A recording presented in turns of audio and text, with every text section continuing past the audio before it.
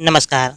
Challenge board में आप सभी का स्वागत है। दोस्तों, मैं हूं विकेश कुमार और आज के इस वीडियो में हम लोग बात करेंगे प्रश्नावली 14.1 के प्रश्न संख्या 7।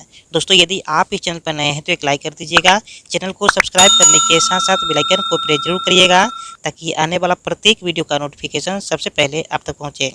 तो आइए अब हम शुरू करते हैं। प्रश्नावली 14.1 के प्रश्न संख्या 7 है। दोस्तों, इसमें कहा जा रहा है वायु में सल्फर डाइऑक्साइड SO2 की सांद्रता भाग प्रति मिलियन में को ज्ञात करने के लिए एक नगर के 30 मोहल्लों से आंकड़े एकत्रित किए गए, जिन्हें नीचे प्रस्तुत किया गया है। ठीक है, और यहाँ पर हमें दिया है SO2 की सांद्रता और बारंबारता। ठीक है, SO2 मतलब सल्फर डाइऑक्साइड है। ठीक है, और यहाँ पर हमें इसका आंकड़ा दिया गया है और बारंबारता दिया गया है। ठीक है, तो बहुत ही इजी क्वेश्चन है। इस प्रकार क्वेश्चन एग्जाम में बहुत ही पूछे जाते हैं, इसलिए हम चाहते हैं कि इस वीडियो के लास्ट तक आप बने रहिए ताकि एग्जाम हॉल में किसी भी कठिनाई का सामना नहीं करना पड़े। ठीक है, तो आइए हम शुरू करते हैं। ध्यान रखिएगा कि यहाँ पर SO2 की सांद्रता जो दिया गया है एक क्षैतिज दिया गया है। हम क्या करेंगे, ऊर्ध्वाधर इसको सोल्व कर लेंगे। ठीक है, तो इस प्रकार को क्वेश्चन को सोल्व करने के लिए सबसे पहले हम क्या करते हैं, एक अलग से डाटा बना लेते हैं। ठीक है, तो आइए अब हम शुरू करते हैं। तो आप देख सकते हैं कि इस मान सारणी को मैं पहले से ही बना कर रख दिया हूँ ताकि किसी प्रकार की कोई दिक्कत ना हो। ठीक है, अब हम क्या करेंगे, इसके आंकड़े को लिख लेंगे। ठीक है, जैसे कि यहाँ पर SO2 की सांद्रता जो दिया गया है 0.00 से 0.04 दिया गया है। ठीक है, फिर दूसरा है 0.04 से 0.08 दिया है, फिर 0.08 से 0.12 दिया गया है, फिर यहाँ पर 0.12 से दिया गया है 0.16। ठीक है, फिर 0.16 से दिया गया है 0.20। ठीक है, और फिर यहाँ पर दिया गया है 0.20 से 0.24। स्पष्ट है। और यहाँ पर दिया गया है बारंबारता में 4, फिर दिया गया है 9, फिर दिया गया है 2, फिर दिया गया 4 और 2। ठीक है, हमें क्या करना है कि वर्ग चिन्ह निकाल लेना है। ध्यान दीजिएगा कि बारंबारता को हम हमेशा F से दिखाते हैं, तो आप चाहे तो यहाँ पर F लिख सकते हैं और वर्ग चिन्ह को हम हमेशा X से दिखाते हैं। ठीक है, तो यहाँ पर हम इसको X लिख सकते हैं।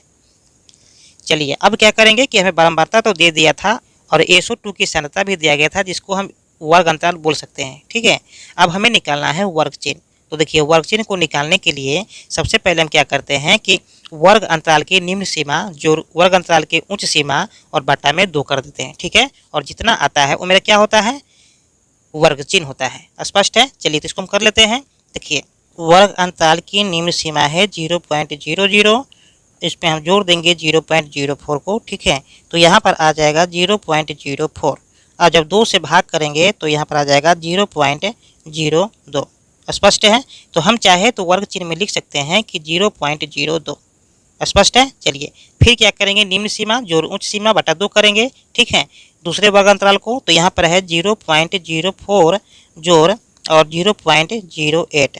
जब इन दोनों को आप जोड़ेंगे तो यहाँ पर आ जाएगा 0.12। ठीक है, और जब 2 से भाग करेंगे तो यहाँ पर आ जाएगा 0.6।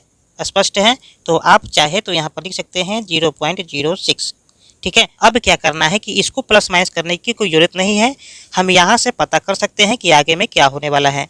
ठीक है, आप देख सकते हैं कि 0.02 है और यहाँ पर 0.06 है, तो इन दोनों में जो इंक्रीमेंट हुआ है, बढ़ोतरी जो हुआ है 4 का हुआ है। ठीक है, तो अब हम प्रत्येक वर्ग चिन्ह में हम 4 को बढ़ा देंगे। ठीक है, यहाँ पर है 2 और 2 से बढ़ करके आया है 6। अब हम क्या करेंगे, यहाँ पर 0.10 कर देंगे। ठीक है, फिर यहाँ पर कर देंगे 0.14। ठीक है, यानी कि 4 को बढ़ाना है। फिर यहाँ पर कर देंगे 0.18 और फिर लास्ट में कर देंगे 0.22। स्पष्ट है।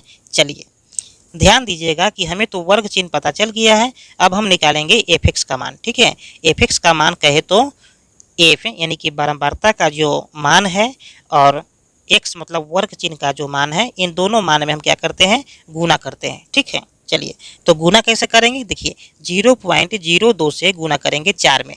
ठीक है, तो आप देख सकते हैं कि 0.02 में हम गुना करेंगे 4 से, तो 4 दूनी 8 हो जाएगा।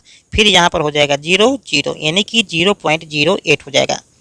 तो यहाँ पर हम लिख सकते हैं 0.08।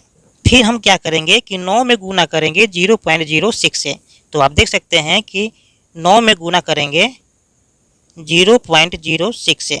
देखिए 9 छक 54 के 4 हो जाएगा, हासिल 5, और 9 में गुना करेंगे 0 से तो 0 आ जाएगा, और उसमें हम 5 को जोड़ देंगे तो 5 के 5 हो जाएगा, और फिर 9 में गुना करेंगे 0 से तो यहाँ पर 0 हो जाएगा, यानी कि 0.54 है। ठीक है, तो यहाँ पर हम लिख सकते हैं कि 0.54।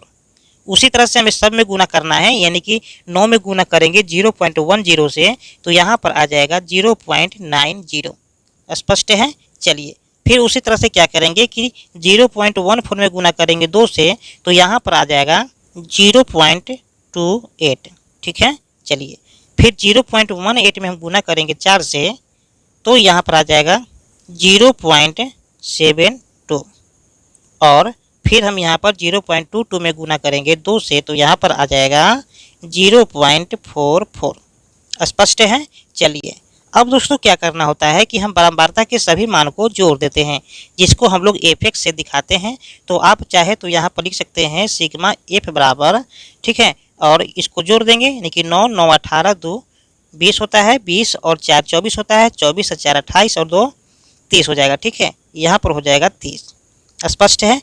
अब फिर क्या करेंगे, सिग्मा एफ एक्स करेंगे तो यहाँ पर हो जाएगा सिग्मा एफ एक्स, और आपको पता है कि सिग्मा का मतलब योग होता है, और जब आप इसको जोड़ेंगे तो यहाँ पर आ जाएगा 2.96। स्पष्ट है। चलिए अब आप देख सकते हैं कि यहाँ पर हमें सिग्मा एफ और सिग्मा एफ एक्स का मान पता चल गया है। तो आप चाहे तो यहाँ पर लिख सकते हैं कि चूंकि माध्य यानी कि एक्स बार बराबर हो जाएगा सिग्मा एफ एक्स बट्टा सिग्मा एफ। ठीक है, चलिए अब हम इसके वैल्यू को पुट कर देंगे, यानी कि सिग्मा एफ एक्स का मान है 2.96 लिख देंगे, और सिग्मा एफ का है मान 30। स्पष्ट है। आप चाहे तो यहाँ पर पॉइंट को हटा करके, पॉइंट के बाद 2 अंक है तो यहाँ पर 2 अंक दे सकते हैं। अब हमारे पास में आ गया 296 बट्टा 300। ठीक है, अब चाहे तो इसको काट सकते हैं। देखिए अगर 2 से हम यहाँ पर काटेंगे, 2 एकम 2, 2 चौके 8, 2 अट्ठे 16। ठीक है, अब 2 से काटेंगे यहाँ पर तो 1500 आ जाएगा। फिर यहाँ पर 2 से काटेंगे तो 2 सत्ते 14, 2 चौके 8 74 आ जाएगा। फिर यहाँ पर आ जाएगा 2 सत्ते 14, 2 पचे 10 और 0, यानी कि 750। ठीक है, फिर यहाँ पर 2 से कैंसिल होने वाला है तो यहाँ पर 2 तिहाई 6 और 2 छक्का 2 सत्ते 14, 37 आ गया। फिर यहाँ पर 2 से कैंसिल करेंगे तो 2 तिहाई 6, 2 सत्ते 14 और 2 पचे 10, यानी कि 375 आ गया। स्पष्ट है। चलिए अब यहाँ पर जो वैल्यू मेरा आया है 37 बट्टा 375। स्पष्ट है। चलिए आप चाहे तो इसको यहाँ भी छोड़ सकते हैं, कोई दिक्कत नहीं, या चाहे तो आप यहाँ से भाग भी दे सकते हैं। ठीक है, तो भाग देंगे आप तो यहाँ पर कितना आ जाएगा 0.09866। ठीक है, इतना आपको आ जाएगा, लेकिन इतना आंसर है नहीं। आप चाहे तो इसको लिख सकते हैं 0.099। ठीक है, क्यों, देखिए क्योंकि अगर पॉइंट के बाद हमें 3 अंक लेना है, ठीक है, तो इस चौथे अंक को हम देखते हैं कि 5 है या 5 से 12 है। यदि 5 से 12 या 5 हो तो हम इसमें एक अंक को जोड़ देते हैं, बाकी इस सब को कैंसिल कर देते हैं। ठीक है, तो देख सकते हैं कि यहाँ पर 5 से 12 है, 6 है, तो हम 8 को 9 कर देंगे। ठीक है, और इस सभी को हटा देंगे तो ये हो जाएगा मेरा फाइनल आंसर। ठीक है, तो उम्मीद करते हैं कि ये वीडियो आपको समझ में आ गया होगा। फिर मिलते हैं एक और नए वीडियो में, तब तक के लिए जय हिंद।